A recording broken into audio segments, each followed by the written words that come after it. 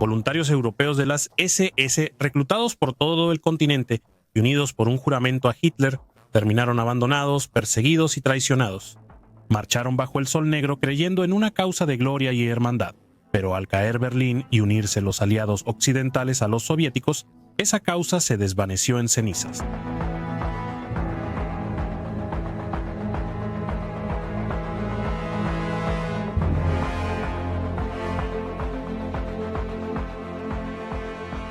En este video exploramos los destinos trágicos de combatientes extranjeros de las SS, provenientes de Francia, Bélgica, Países Bajos y otros, que quedaron sin escape ni ayuda. Algunos fueron ejecutados sin juicio, otros fueron torturados y muchos desaparecieron en los gulags del este. No es una historia de honor ni redención, sino sobre el final de las SS europeas.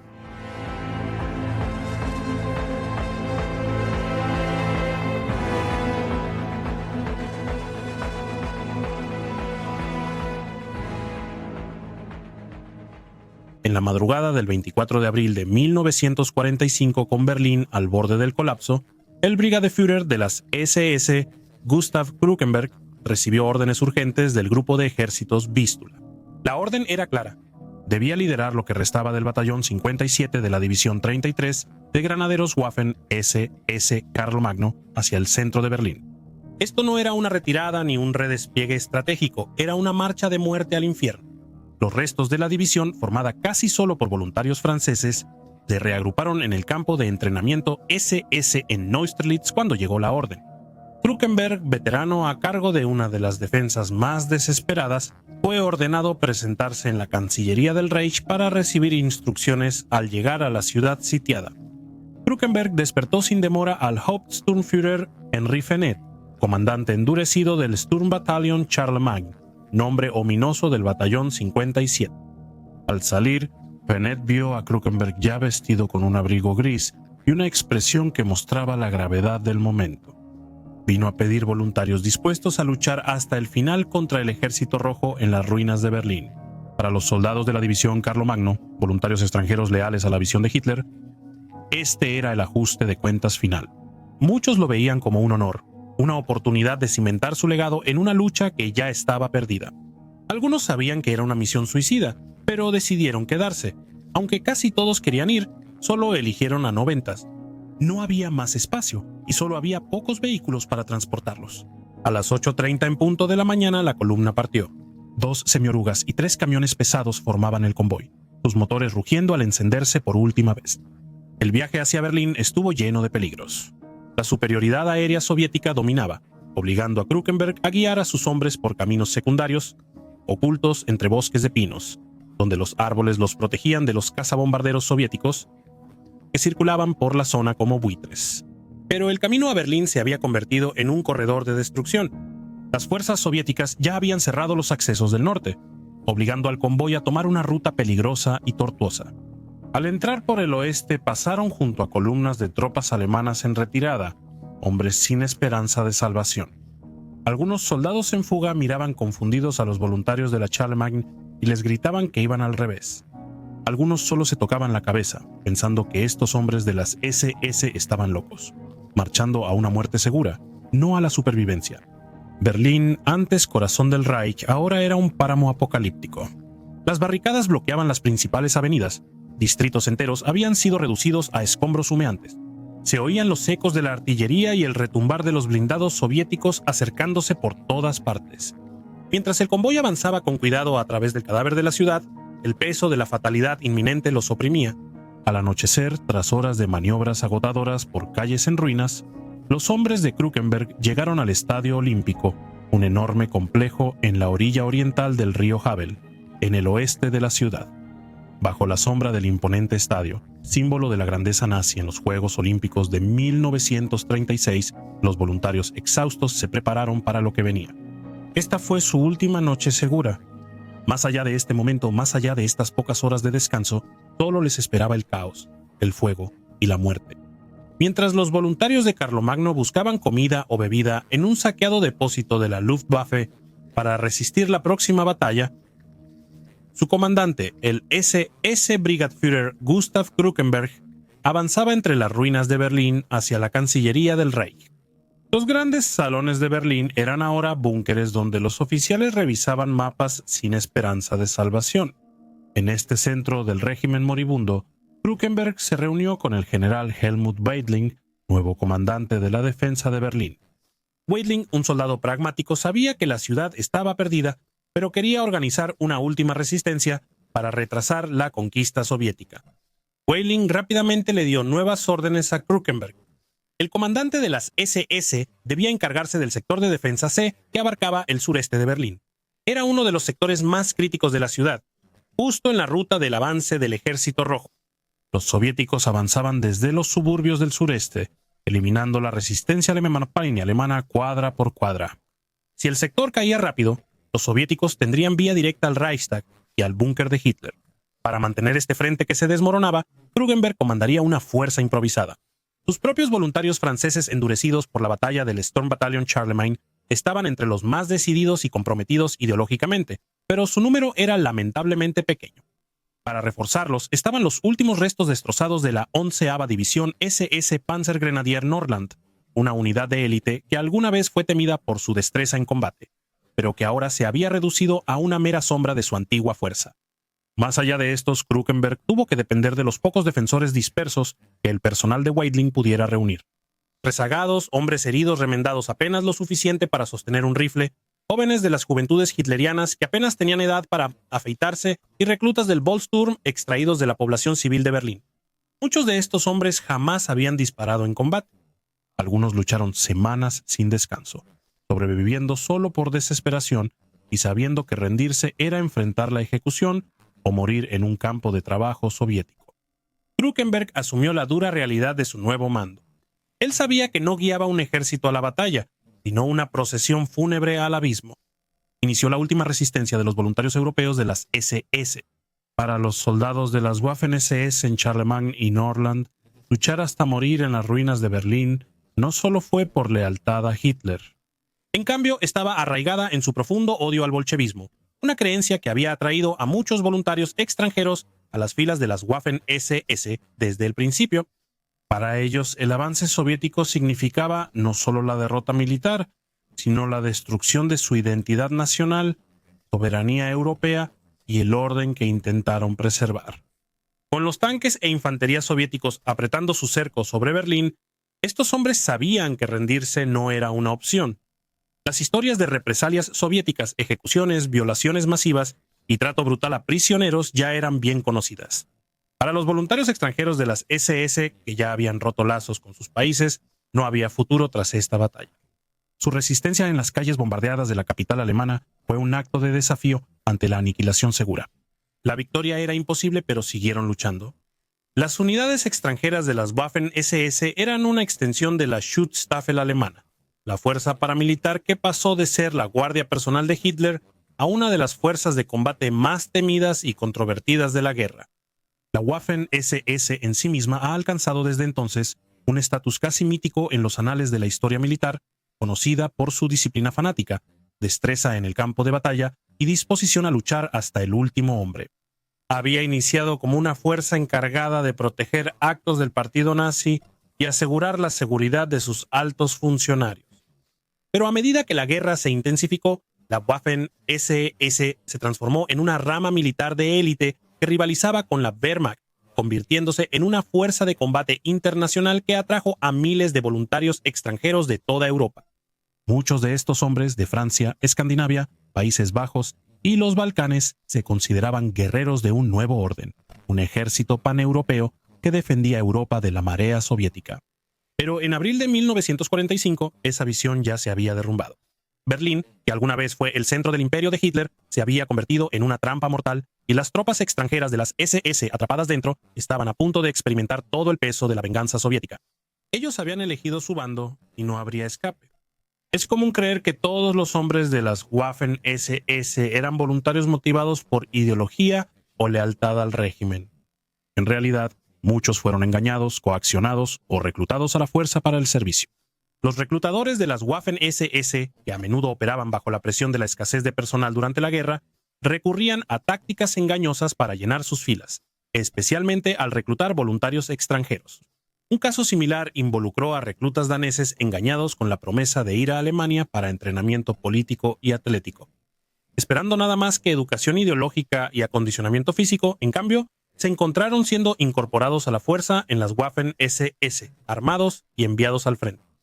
De manera similar, en la Francia ocupada, 500 trabajadores fabriles flamencos empleados por los alemanes en los centros industriales del norte fueron atraídos al servicio bajo el pretexto de lucrativas oportunidades de trabajo en Polonia.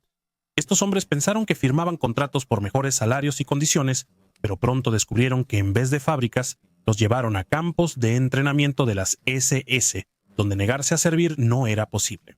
Además del engaño, las Waffen-SS aceptaban reclutas de antecedentes dudosos.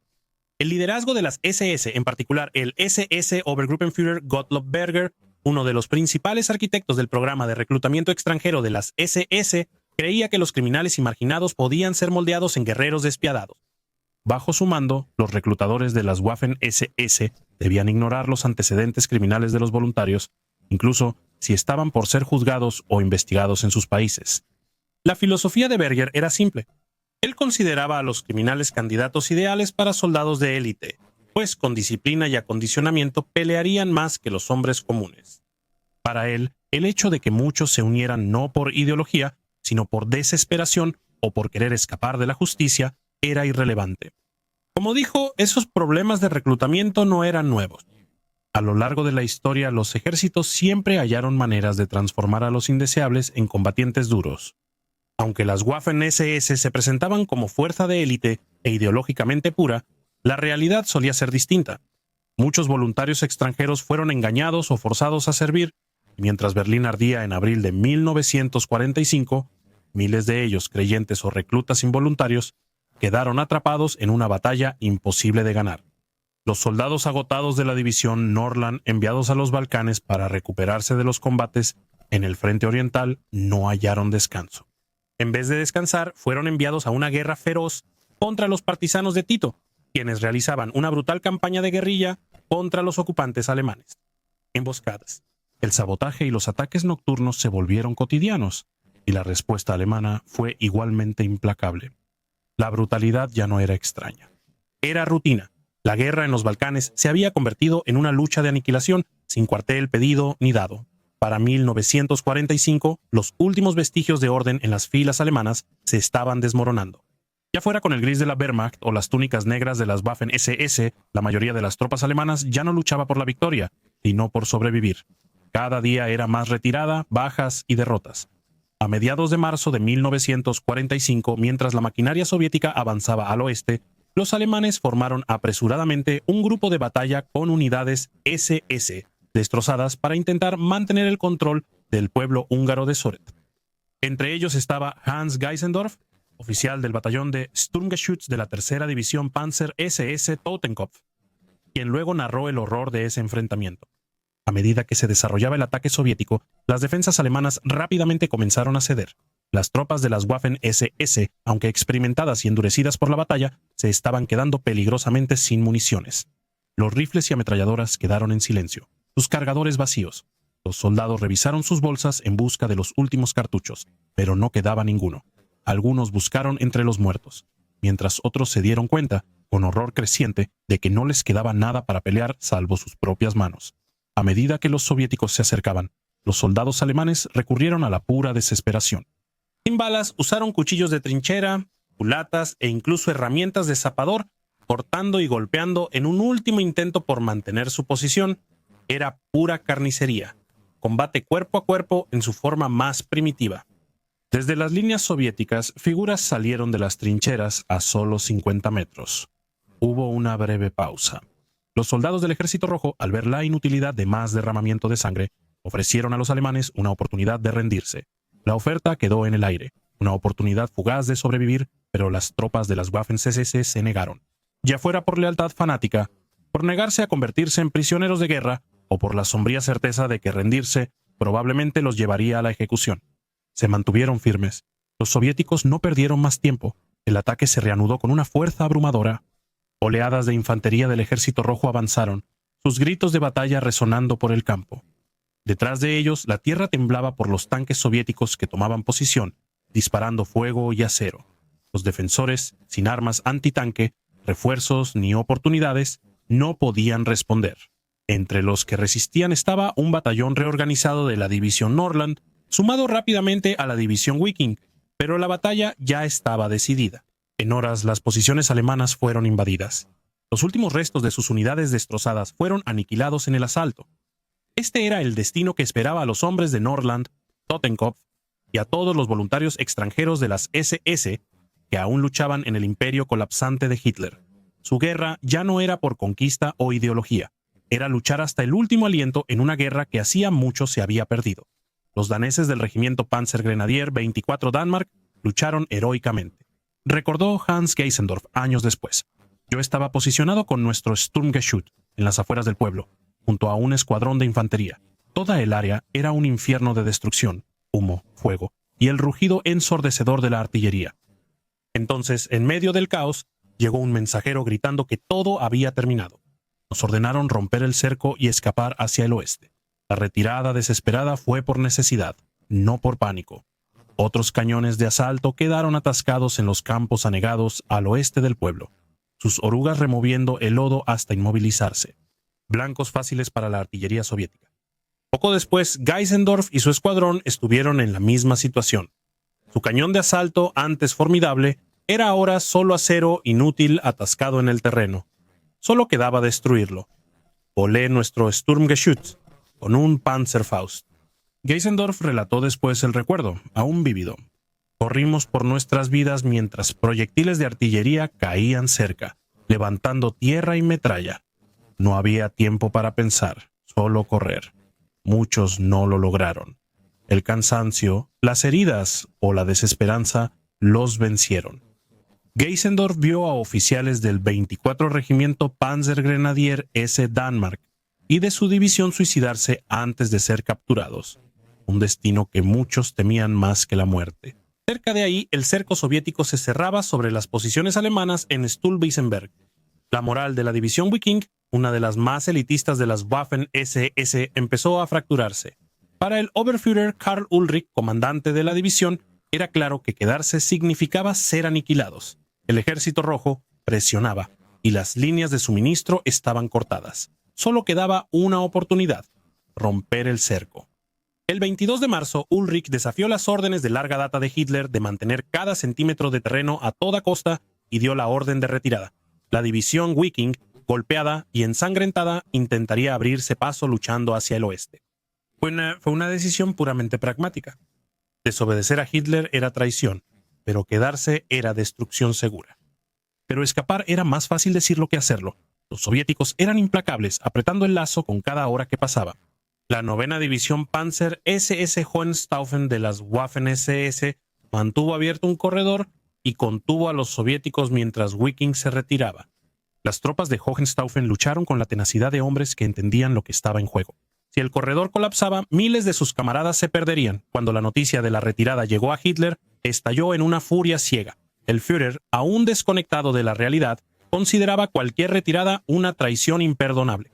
Su furia se volvió castigo. 5 días después ordenó quitar los brazaletes distintivos a los hombres de la división Hohenstaufen, símbolos de su pertenencia a la élite de las Waffen-SS. Para Hitler se habían deshonrado.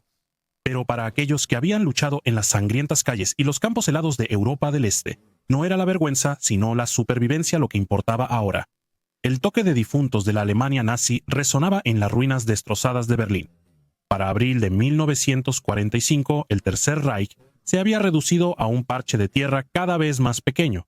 Su capital, ahora rodeada por el avance implacable del Ejército Rojo desde el este y los aliados occidentales presionando desde el oeste. La otrora poderosa máquina de guerra alemana era una sombra esquelética de lo que fue, y cada unidad restante carecía de personal, municiones y combustible. Sin embargo, contra toda lógica, Hitler ordenó que las formaciones de las Waffen-SS convergieran en Berlín, reforzando lo que se convertiría en el campo de batalla final de la guerra.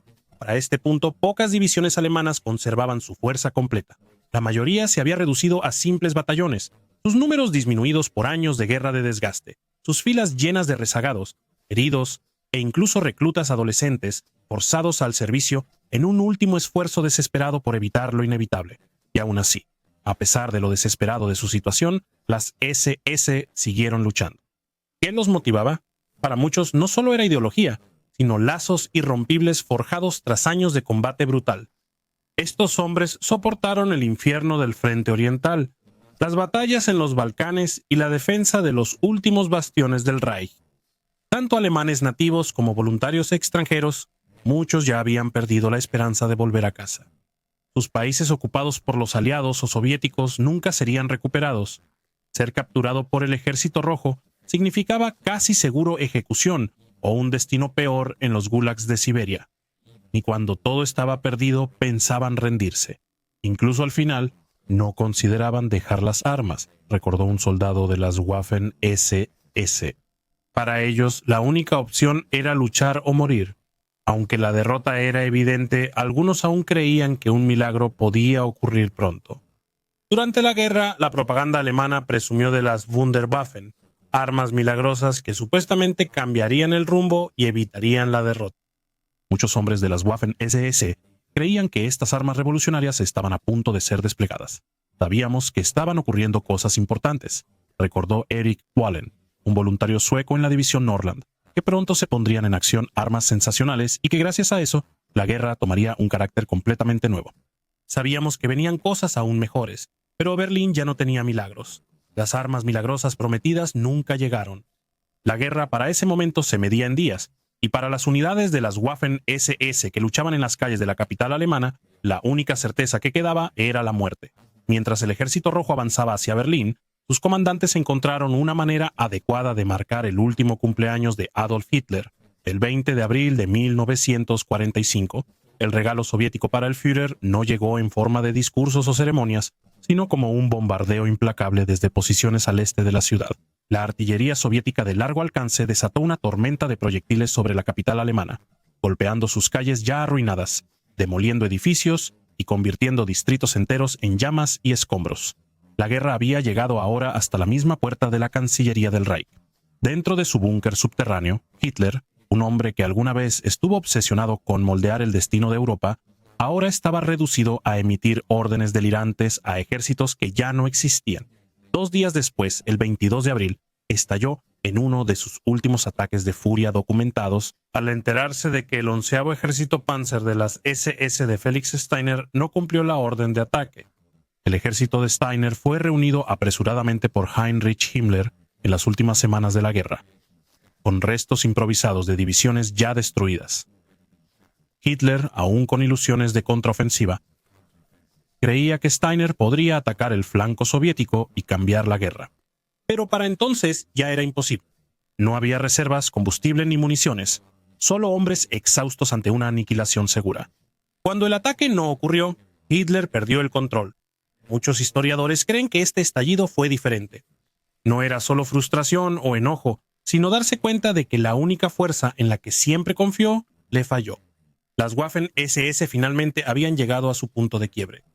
En Berlín, algunas formaciones de las Waffen-SS, como los restos de Norrland y Carlomagno, seguían desafiantes sin posibilidad de retirada.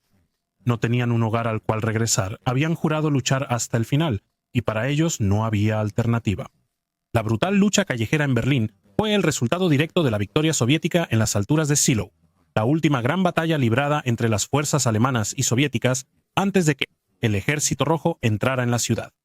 Del 16 al 19 de abril, el primer frente bielorruso del mariscal Georgi Chukov lanzó un asalto masivo contra el grupo de ejércitos Vístula, comandado por el general coronel Gotthard Heinrichi. Las alturas de Zielona fueron la última posición defensiva importante de Hitler en el río Oder. Aunque los alemanes esperaban que frenara a los soviéticos y resistieron ferozmente, las fuerzas de Heinrichi fueron superadas por la abrumadora potencia y números soviéticos. Con la caída de Zielona, Berlín quedó sentenciado. El camino hacia la capital estaba completamente abierto, y el Ejército Rojo avanzó sin obstáculos. Ahora ya no habría más grandes batallas ni defensas alemanas coordinadas. Solo quedaban caos, masacre y una última resistencia en las ruinas de la ciudad de Hitler. Los soviéticos, que superaban en número a los alemanes casi 10-1, atravesaron las defensas escalonadas y líneas defensivas al este de Berlín, con campos minados, fosas antitanque y artillería. Aunque esto retrasó al ejército rojo, no pudo detenerlo. Al caer los últimos puntos fuertes alemanes, los soviéticos tomaron la ciudad y Berlín se volvió un campo de batalla. Stalin no estaba conforme con que solo un ejército obtuviera el premio. Como última maniobra política, ordenó al mariscal Iván Konev y su primer frente ucraniano al sureste de Berlín avanzar hacia la ciudad. Esta decisión intensificó la rivalidad entre Konev y el mariscal Georgy Zhukov. Ambos querían el crédito por el golpe final al Reich de Hitler. Sus fuerzas avanzaron por Berlín desde varias direcciones, ansiosos por llegar primero al Reichstag y reclamar la victoria simbólica. El ataque soviético fue implacable. Con una superioridad abrumadora en número y poder de fuego, el ejército rojo golpeó a los defensores alemanes restantes con una combinación despiadada de artillería concentrada, puntas de lanza blindadas y oleada tras oleada de asaltos de infantería. Las calles de Berlín eran ríos de escombros y sus edificios colapsaron por los constantes bombardeos. La mayoría del Volkssturm, milicia civil improvisada, se dispersó apenas inició el combate. Con solo rifles anticuados y Panzerfaust, estos hombres mayores y niños no tenían oportunidad contra la maquinaria de guerra soviética. Pero las juventudes hitlerianas, adoctrinadas desde la infancia para luchar hasta el amargo final, se mantuvieron firmes en los últimos días de abril. Con una determinación fanática, lanzaron ataques suicidas contra los tanques soviéticos, corriendo entre las ruinas para disparar sus últimos Panzerfaust antes de ser abatidos. Su feroz resistencia les ganó la admiración de las endurecidas tropas extranjeras de las Waffen-SS, que ya lo habían visto todo. Y los veteranos más experimentados de las SS estaban preparados para la intensidad del bombardeo de artillería soviético. Entre ellos estaba el soldado de las SS Norland, Erich Wallenstein. Él y sus camaradas tomaron posición dentro de una casa abandonada, intentando usar sus paredes como cobertura. Pero ya no había refugio verdadero en Berlín. Los cañones pesados del Ejército Rojo bombardeaban la ciudad sin descanso, reduciendo calles enteras a cráteres y escombros. La artillería rugía y tronaba por todos lados, y las ondas de las explosiones nos lanzaban medio inconscientes de un lado a otro entre las paredes, escribió Walin más tarde. El bombardeo no solo era mortal, también desorientaba, sacudía la tierra con cada explosión y llenaba el aire de polvo de caliza asfixiante y olor a pólvora. Murieron más hombres bajo escombros de edificios colapsados que por impactos directos. Los techos colapsaron, las vigas de acero se deformaron y las paredes de ladrillo se desintegraron en polvo. La destrucción fue tan intensa que el aire se volvió irrespirable, lleno de escombros, madera ardiendo y restos humanos. Al darse cuenta de que quedarse significaba una muerte segura, Walin y sus compañeros soldados de las SS abandonaron su posición destruida, escabulléndose por callejones y callejuelas estrechas. Creían estar a salvo, pero seguían siendo atacados. El cerco se estrechaba cada hora, y aunque intentaban evadir a los soviéticos, sus bajas crecían. La temida división Norland, que antes luchó con orgullo en el frente oriental, ahora era solo unos pocos hombres luchando por sobrevivir en los últimos días del Reich. El 25 de abril, la situación en Berlín era apocalíptica. Las calles estaban llenas de escombros, los edificios eran esqueletos de piedra, y los defensores, cada vez menos, solo restos dispersos de antiguas divisiones poderosas. Ese día, el Hauptsturmführer Henri Fenet y sus tropas francesas de las SS se unieron a los últimos sobrevivientes de la división SS Norland, los restos de los regimientos Danmark, Norger y el batallón de zapadores. Las tropas de Norland, ahora al mando del Sturmbannführer Rudolf Ternede, aún tenían algunos vehículos blindados, cañones de asalto y tanques que sobrevivieron a la retirada de la batalla de las colinas de Silo.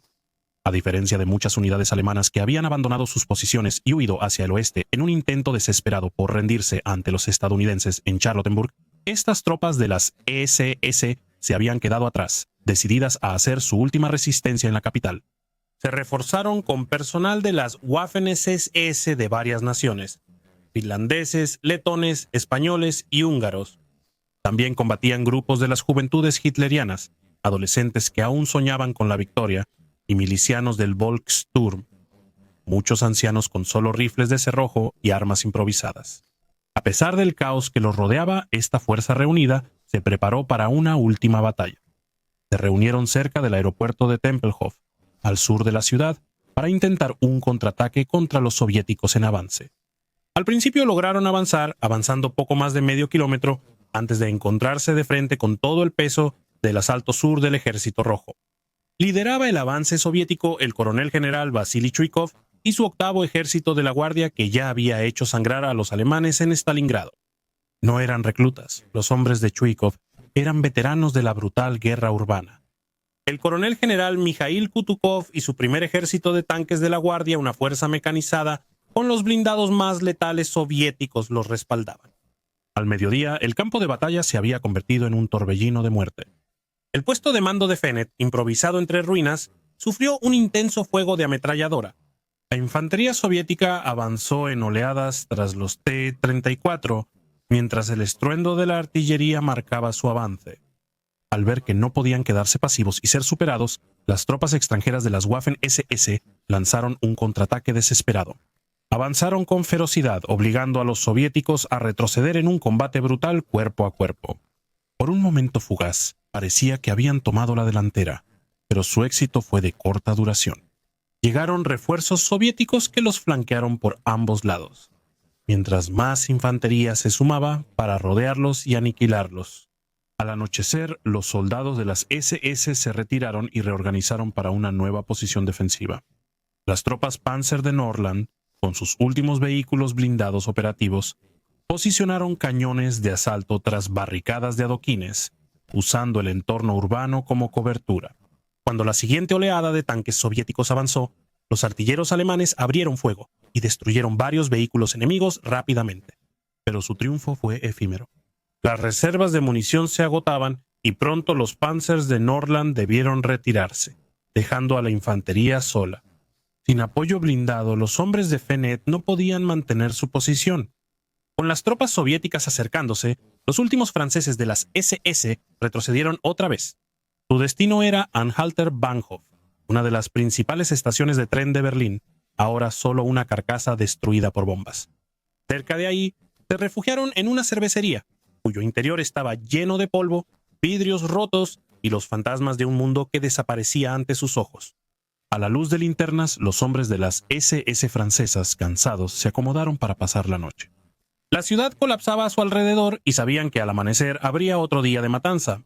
Para los defensores de Berlín no había escape, solo lo inevitable y la certeza de que el final estaba cerca. Los combates continuaron con la misma ferocidad al día siguiente. Las tropas extranjeras de las SS, cuyo número disminuía, estaban enfrascadas en una batalla desesperada contra la implacable vanguardia del coronel general Vasily Chuikov. Las calles de Berlín se habían convertido en un infierno de violencia, un laberinto de ruinas donde cada callejón y cada edificio se transformaban en un campo de batalla disputado. Un soldado de la SS Carlomagno recordó que sus hombres avanzaban como en maniobras durante la batalla. Saltaron de puerta en puerta, irrumpiendo por entradas destrozadas y cayendo sobre los francotiradores rojos escondidos en los pisos superiores. Los tiradores soviéticos usaban las ruinas de Berlín como puntos mortales, eliminando defensores, pero las tropas de la SS se adaptaron y limpiaron edificios en combates brutales de habitación en habitación.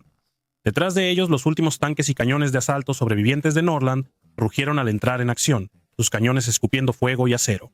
Estos colosos blindados daban cobertura clave, destruyendo posiciones enemigas y forzando a la infantería soviética a cubrirse. El ataque ganó terreno, haciendo retroceder momentáneamente el avance del Ejército Rojo, pero la victoria fue efímera. Su ofensiva fue destruida por el abrumador poder de fuego enemigo. El contraataque soviético fue devastador. Mientras tanto, las juventudes hitlerianas, algunos de no más de 14 años, seguían lanzándose contra los tanques soviéticos con una determinación suicida. Armados con Panzerfaust, aguardaban entre escombros y estaciones de tranvía bombardeadas, atacando a los blindados soviéticos a quemarropa. Muchos morían por la metralla y ametralladoras antes de disparar sus armas. Algunos destruían tanques enemigos, pero eran abatidos segundos después. Los soldados extranjeros de las SS, endurecidos por la batalla, observaron con seriedad su sacrificio mientras luchaban juntos en las mismas calles. Aunque hubo una carnicería, el Hauptsturmführer Henry Fennet aseguró después que sus hombres destruyeron 62 tanques soviéticos en las intensas batallas callejeras. Las calles estrechas y con escombros de Berlín favorecían a los defensores. La artillería soviética, diseñada para avanzar rápidamente en terreno abierto, tenía dificultades para maniobrar en el caos urbano. Las fuerzas soviéticas tuvieron grandes bajas y cada esquina era una trampa mortal potencial. Sin embargo, el Ejército Rojo tenía una ventaja clave. Sus números eran inagotables. No había límite para sus fuerzas de tanques, recordó Erik Wallen, un voluntario sueco en Norrland. Veíamos menos a la infantería. Notamos que las fuerzas en contra eran solo tanques, cañones de asalto y batallones de cohetes órgano de Stalin. No había ni un solo soldado de infantería entre ellos. Los lanzacohetes soviéticos Katyusha, llamados órganos de Stalin por su sonido aterrador, se usaban indiscriminadamente, desatando andanadas devastadoras sobre calles controladas por los alemanes. Manzanas completas desaparecieron en tormentas de fuego y los edificios colapsaron bajo el bombardeo. Los defensores, exhaustos tras días de lucha, apenas podían escapar de la masacre. Pero la infantería soviética no estuvo ausente por mucho tiempo. Tras el trabajo de tanques y artillería, las tropas de asalto entraron para eliminar la resistencia con una de sus armas más temidas: lanzallamas. Fenet recordó después que había combates en todos lados. En los patios traseros y techos, con rifles, granadas y bayonetas, el humo y polvo casi nos asfixiaban y cegaban. Solo veíamos a medio metro. La lucha en la Wilhelmstrasse, antes una de las grandes avenidas de Berlín, se volvió una escena apocalíptica. La calle estaba llena de los cascos ennegrecidos de tanques soviéticos destruidos, cuyos depósitos de municiones explotaban en erupciones violentas, lanzando llamas y metralla al aire. Los tanques de combustible se incendiaron, convirtiendo los vehículos destrozados en piras ardientes, cuyos restos retorcidos proyectaban sombras grotescas contra el infierno que consumía la ciudad. Berlín, que alguna vez fue la orgullosa capital del Reich de Hitler, se había convertido en una visión del infierno. Mientras Berlín ardía, un pequeño grupo de tropas de Carlomagno resistió por última vez en el sótano de la antigua sede de la Gestapo. Atrapados y superados en número, se atrincheraron dentro junto a aproximadamente 100 policías militares decididos a resistir el mayor tiempo posible. Entre ellos estaba el Hauptsturmführer Henri Fenet, con el pie herido pero su determinación intacta. Se negó a abandonar a sus hombres, continuando al mando de ellos incluso mientras los muros de Berlín se desmoronaban a su alrededor. En los últimos días del Reich, Fenet recibió la Cruz de Caballero directamente del general mayor Wilhelm Mohnke. Mohnke, alto oficial de la élite división Leibstandarte SS Adolf Hitler, recibió la tarea imposible de defender el distrito gubernamental de Hitler. Aunque la ciudad colapsó, cumplió su deber final y reconoció la valentía de sus hombres. Para los soldados de Charlemagne, la Cruz de Caballero era el mayor honor y la máxima distinción militar. A estas alturas, los premios ya no importaban. La guerra se perdió. Solo quedaba luchar por sobrevivir. Sin embargo, Fenet, sabiendo que el final se acercaba, entregó sus últimas cruces nocturnas a quienes consideraba dignos. A la mañana siguiente, la ciudad quedó extrañamente silenciosa. El estruendo de la artillería soviética se había detenido. Los combates habían cesado. Las tropas extranjeras de las SS, ya solo sombras de su antigua fuerza, se refugiaron en un edificio del Ministerio del Aire bombardeado. En el silencio inquietante, escucharon cualquier señal de lo que vendría. Pronto llegó la respuesta. Vehículos con banderas blancas avanzaron con cautela por calles devastadas. Soldados soviéticos emergieron, acompañados por oficiales alemanes. Se acercaron a los defensores restantes, instándolos a deponer las armas. Un mayor de la Luftwaffe informó personalmente a Fenet que ya se había firmado la rendición. Berlín se había rendido oficialmente, pero para los hombres de las SS francesas, la rendición no era una opción. Sabían lo que les esperaba si caían en manos soviéticas, la ejecución o algo peor. En vez de rendirse, hicieron un último intento de escape. Bajo la cobertura de la oscuridad, abandonaron su última posición y descendieron a los túneles del metro bajo la ciudad. Avanzaron con cautela por el laberinto subterráneo, siguiendo las vías entre las ruinas de la red de transporte destruida de Berlín. Los túneles les dieron seguridad temporal, pero tampoco estaban solos ahí. Se oían ecos de botas soviéticas y voces lejanas en los pasillos húmedos. Finalmente salieron cerca de la estación Kaiserhof y evaluaron su próximo movimiento. Sobre ellos las calles rebosaban sonidos de victoria. Las tropas rusas, apretujadas en camiones militares, tocaban sus bocinas en señal de celebración. La pesadilla del Tercer Reich había terminado. Para los conquistadores de Berlín fue un triunfo. Para los soldados sobrevivientes de las SS fue un recordatorio final de que ahora eran fugitivos en una ciudad que ya no les pertenecía. Los hombres de las SS avanzaron hasta un puente cerca de la estación de tren de Potsdam y se ocultaron bajo la estructura en las sombras. El plan era sencillo: esperar al anochecer e intentar huir de la ciudad bajo la oscuridad. Su objetivo era alcanzar los restos de las tropas blindadas del general Walter Wenck. Wenck, al mando de lo que quedaba del 12º ejército, había intentado avanzar hacia Berlín para aliviar a los defensores asediados, pero para ese momento incluso él se había visto obligado a retirarse.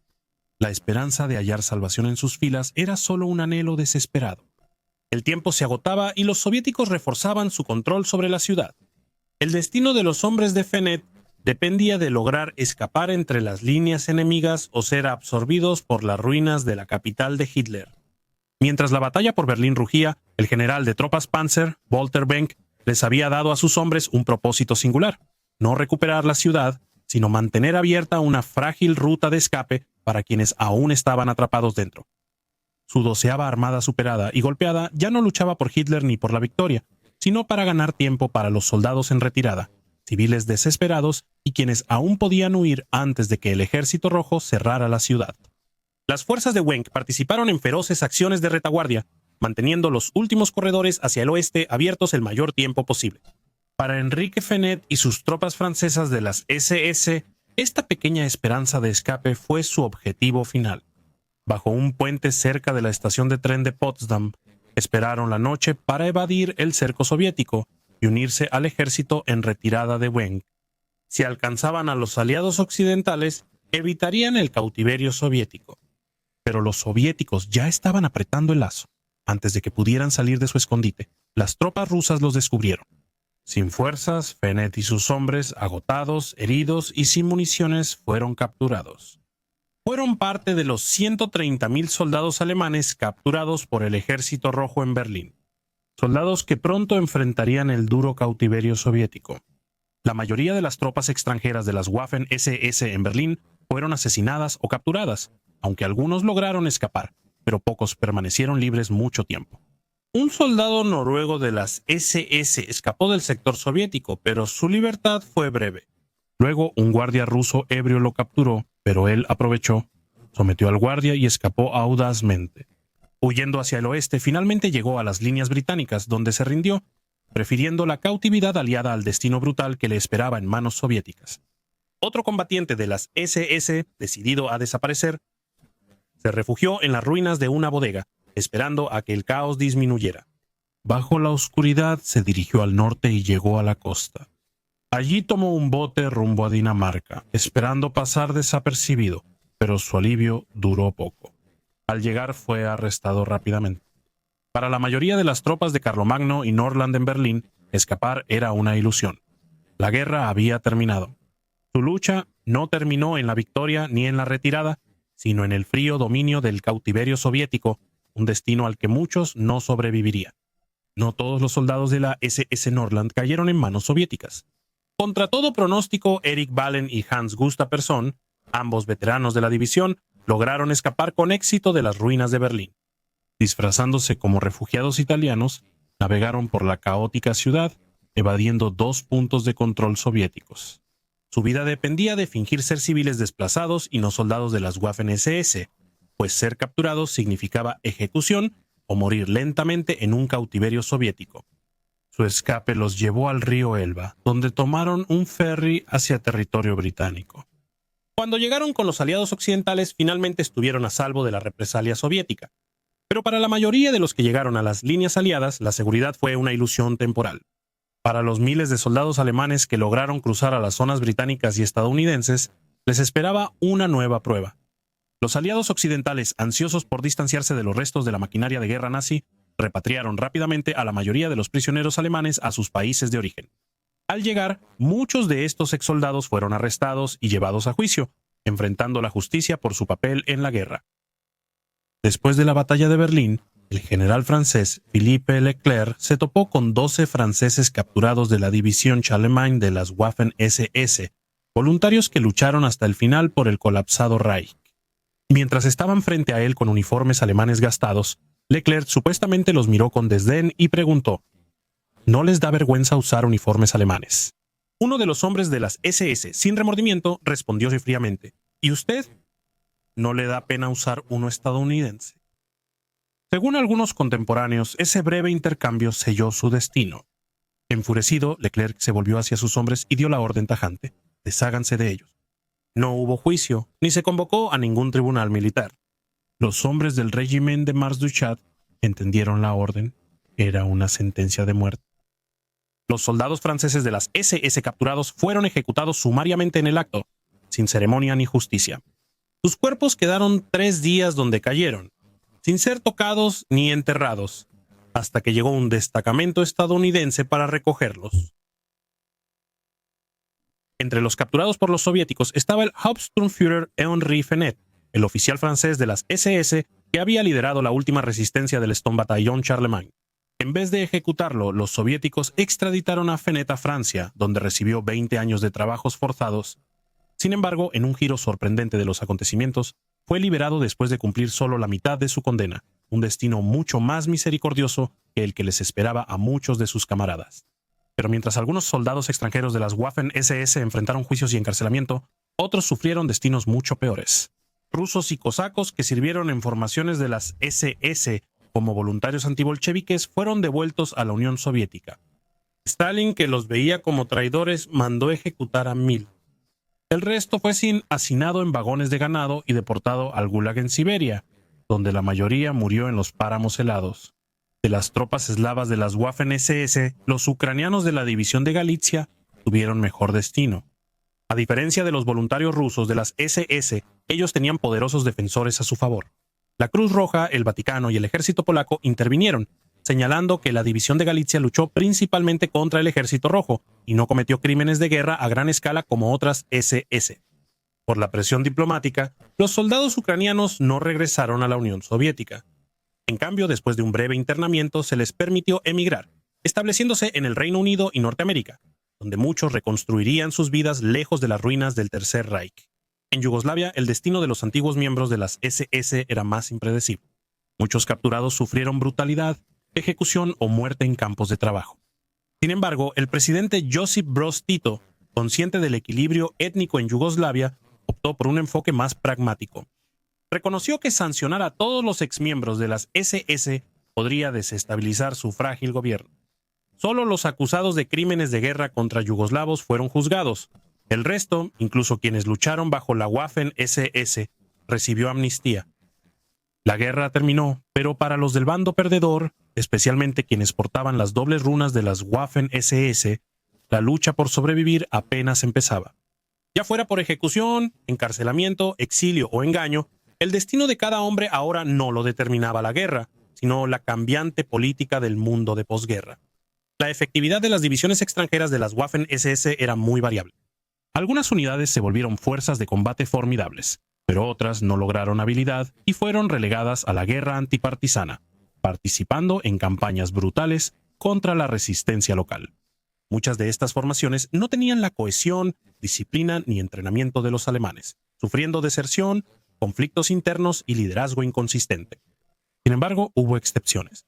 La 5ª División Panzer SS Wiking y la 11ª División SS Nordland ganaron fama por su efectividad en combate en el frente oriental, donde enfrentaron acciones defensivas desesperadas contra fuerzas soviéticas superiores. Casi todas las divisiones de las Waffen-SS estuvieron implicadas en crímenes de guerra, sin importar su historial en combate. La naturaleza de su existencia los ligó irrevocablemente a las atrocidades nazis. En la Europa ocupada, las Waffen-SS participaron directa o indirectamente en masacres de civiles, ejecuciones de prisioneros de guerra y actos sistemáticos de terror. Los combatientes de las Waffen-SS nacidos en el extranjero no fueron la excepción. A pesar de su oscuro legado, no se puede negar el papel que las unidades extranjeras de las Waffen-SS desempeñaron en la expansión de la organización. Sin voluntarios extranjeros, las Waffen-SS habrían sido un cuerpo de élite pequeño.